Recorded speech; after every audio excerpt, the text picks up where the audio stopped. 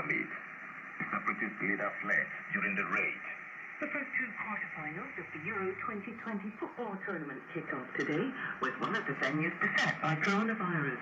St. Petersburg and Russia as a whole have been registering record death rates, but the Russian government said no lockdowns were being discussed. Switzerland take on Spain in St. Petersburg. BBC News.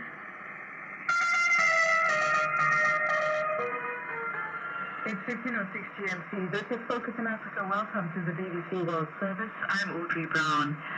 Country after country in Africa is reporting worries over rising rates of COVID infections. Today, the World Health Organization's Regional Director for Africa, Dr. Matidi Somueti, said that the spread and scale of the third wave is pushing the threat to Africa up to a whole new level. According to the latest data, the Delta variant, which spreads easily, has become dominant in COVID samples in Uganda and the Democratic Republic of Congo. It is also making a strong showing in South Africa. It is not yet a dominant variant across the continent, but its enhanced transmissibility are of particular concern for various countries. Dr. Mary Stephen is the WHO.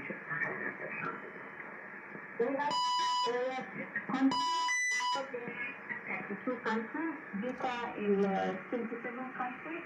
Then it's in 17 countries.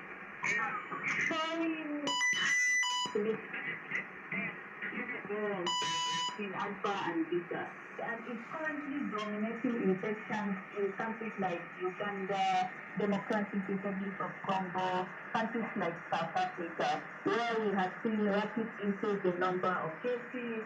Places like DRC, for instance, and Uganda, hospitals are overwhelmed with the rapid increase in number of cases, with increased demand in oxygen. Just explain to us how the various variants get to predominate. So, for instance, most of the countries in Africa seem to have the Alpha and Beta variants, but some countries now have a dominance of the Delta variant. How does it actually work? To cross the variant, majority of the countries, they have